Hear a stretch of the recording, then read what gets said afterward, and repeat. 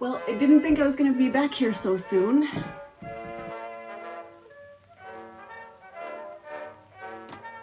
All those people commenting, telling me it's going to be an obsession, they were right. Hi everyone, welcome back to What's Sewing On. I did it again. I fell victim to Facebook Marketplace scrolling at night. Last week I put out my video of buying my very first antique sewing machine. It was a Singer 9913 from 1937. Well, I just bought a Singer 28 from 1908. I'm just gonna go get it.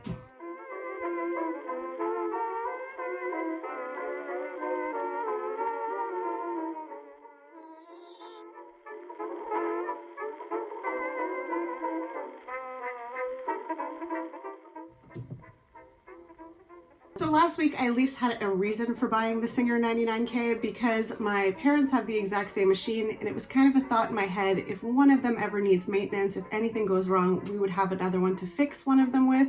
And I was also just really comfortable buying that 9913 because I had worked on it before. This one, on the other hand, I don't know a thing about it. I've never used a hand crank machine before. I've never wound a bobbin that goes for this one. I have done no research prior to buying this. I saw it, saw the price, looked like it was in pretty good condition, and I just clicked purchase. It's actually a funny story because when I was buying it, this time I actually asked her a few questions like, why are you selling it? Is there anything wrong with it? How does it run? The 9913, I literally just bought it without asking any questions. And when I finally committed to buy it, I asked her, what's her email address for e-transfer and what address do I pick it up at? And she replied, the same place you bought the 99K last week. So then I asked her if there's any other machine that she has that she's going to be selling next week that I should know about.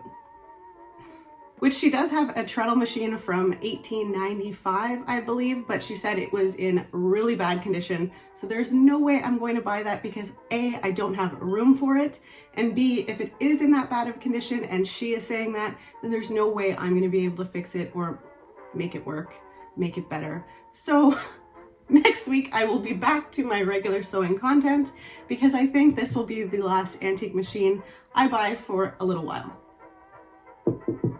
But honestly, like, how can you not buy this machine? It is beautiful. Just the box alone is gorgeous. It is called a coffin lid box. It is mahogany. That is mahogany. The handles are just beautiful. I love the little hooks, the clasps, whatever they're called on the side. Everything is just so pretty. The one issue I do have just with the box alone is a lot of machines you shouldn't carry it by the handle, you should be carrying it by the base. The 99K actually has two little hand slits on the side that you can, put your hand in to get a little bit of a lift. This has absolutely no room for your fingertips to go in, so you do have to pick it up by the base, slide your hand over, and then kind of do the same. I'll just like bring it off the table and then carry it that way. And it's also really awkward to put it back down because your hand just gets sandwiched there. So again, you have to kind of wiggle your fingers out of it. That is the only design flaw, but again, it's 1908, so they probably weren't really thinking too far ahead about it, which they should have. And a lot of these did come with a table, so you didn't have to move it a lot. But the fact that it was portable and it was made to be portable, you would think that they would have that insight, but I don't know how to build a sewing machine, so who am I to say how to design one? And you can really see why it has the coffin name to it just with the handles alone, and then the shape of the top and the lid. It is very coffin-esque, which is a little morbid, which is probably why I was drawn to this machine, because I think it looks so cool and I'm in love with this. It would have been really nice to have, that Singer logo, at least on one side of the box, but you know what, the detail in the front, I don't care. It's beautiful. That's all I have to say. The other thing that I absolutely love about this is it doesn't have a key. It just has a latch on the side with a little lock, so I don't have to worry about losing it or ordering a new key. Now, before opening it up, I know the decals on the machine aren't as in great condition as the 9913. They are a little bit more worn out, but again, this machine is almost 30 years older than that machine. It's over 100 years now, so you kind of just have to let that go. But for the most part, it is in really good condition, so I'm pretty happy with it. Time to open.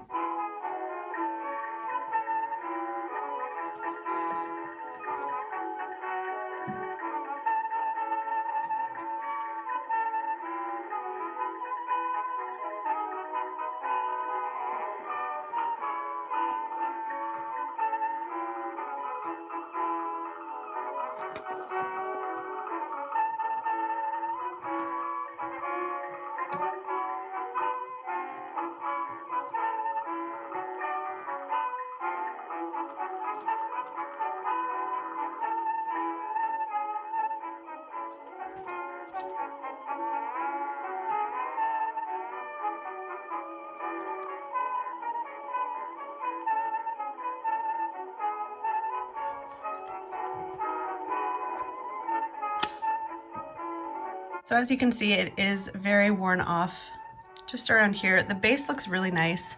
It has more of a matte finish than the 99K, and again, not an expert, I don't know much about that. This could be the finish it's supposed to be. The only thing that I'm thinking, it may have been cleaned maybe with a different chemical that reacted with the gloss, because there are some areas, especially over here, that have a very high shine and gloss to it, where other parts of the machine, obviously it doesn't have it and it's that matte finish. So that could be the reason. Again, it might not have a very high gloss lacquer on top, but for the most part, it's still really nice.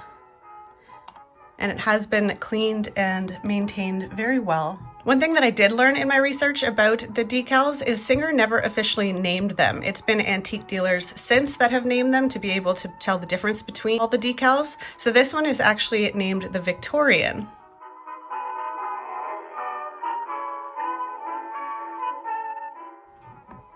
And again, it has a beautiful faceplate.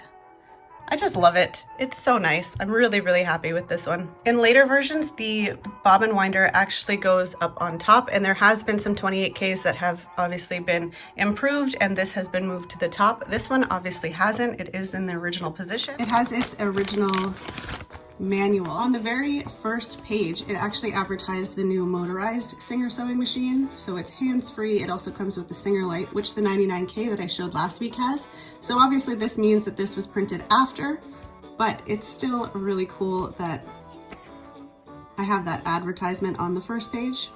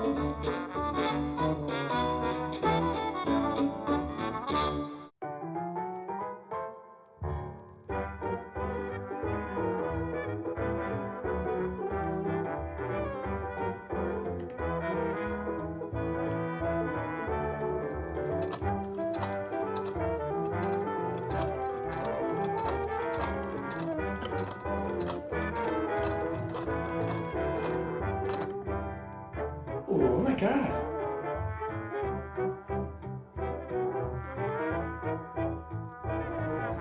Oh my goodness. Wow.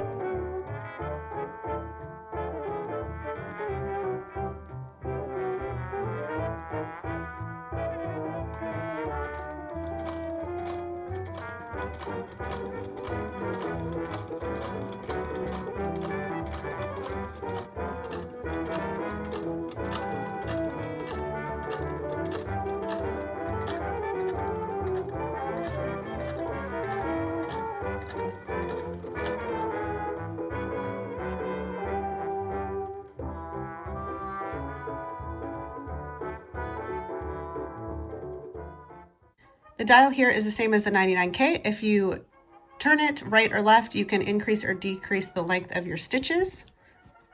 But as you can see, just 2 stitches in and it's pretty good. I could adjust the tension a little bit. This dial here is to help with the tension for the needle, and then on the bobbin itself is the tension for the bobbin.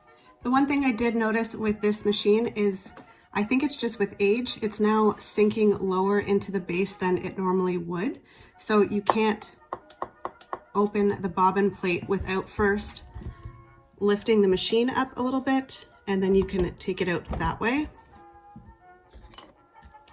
So you can get your bobbin. And you can see that because over here, it's really a lot higher up, but then over here, it's sunken lower. So whenever I open up this case,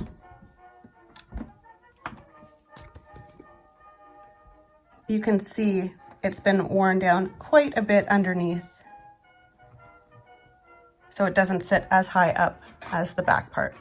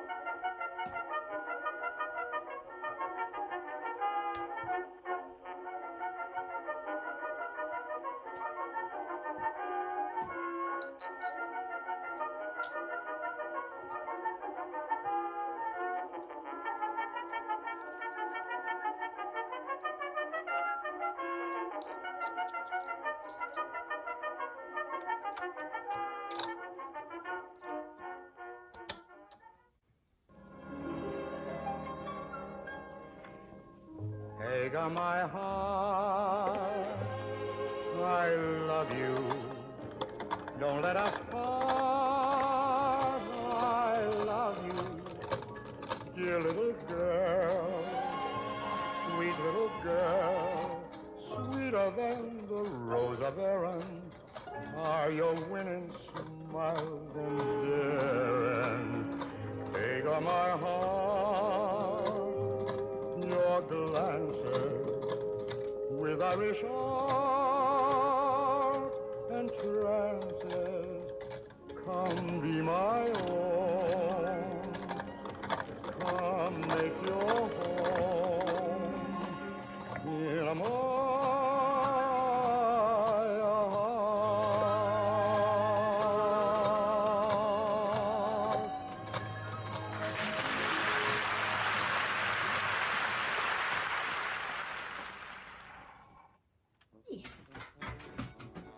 Hello, you have another sister. They just keep coming. You got another one, back to back. Oh, lucky you. Oh, you're so fussy. Who's that? Who's this? Do you like your new sister? Hey. She's from 1905. Oh, that's so old. You don't care. No, you don't care. I feel so much better now than I did when I first started this video because I finally tried it out. I was so nervous at the start just because this machine is 116 years old. I am terrified to break it or to do something wrong. I appreciate these machines so much, and I'm so thankful that I was able to find it. Am I boring you? And I'm so thankful I was able to find it and buy it. It's such... I think it is such a great piece. I'm so excited to do any kind of project on it. I absolutely love it. And again, it's 116 years old. So yes, the box isn't in the best condition. The base isn't in the best condition. The decals on it obviously have worn off quite a bit, but everything else works. So I'm just really happy with it. I can't wait to do different projects on it. I'm thinking because this machine is 1905, this really makes me want to bust out my Jane Austen sewing box book and do a few projects, which I think I might end up doing because technically this is the right year for it. So maybe I'll have a video coming up soon where I make something from Jane Austen. The two issues that I did run into were mainly with the bobbin. One, because obviously it's sunken in a little bit, so I can't open that compartment as easily as I would like. But the other issue with that is I was terrified to actually wind that bobbin because I have never used a shuttle before, and I'm just afraid to break it. So I did watch a bunch of videos, and you know what? Ran perfectly on my first try. So it's really not that hard. And I know I always build things up, but I'm happy I was able to do it, and now I feel comfortable doing it. Threading it is very similar to the 9913. There's really not that much different, so I didn't really feel uncomfortable doing that. And the other thing I have to get used to is obviously the hand crank, because I'm so used to guiding fabric with both hands because you're using your foot pedal. So this one is going to be a little different, just using your left hand and then having to, you know, keep the steady rhythm with your right. I feel like I'm gonna be like jacked on this side at the end of a project compared to using just a regular sewing machine. So all in all, I am super happy about this purchase. I don't feel as guilty anymore. I will make a sewing video next week. I will not be buying another antique sewing machine for a little while. Thank you so much for watching. I hope you enjoyed this video. If you did, please give it a like, and I hope you subscribe. I will see everybody on Monday for my next video. The pigeon, Farley's barking. This girl is way, how old is she? What are we gonna say? What do we say? I don't know. Why didn't you write a script? That's your job. Back.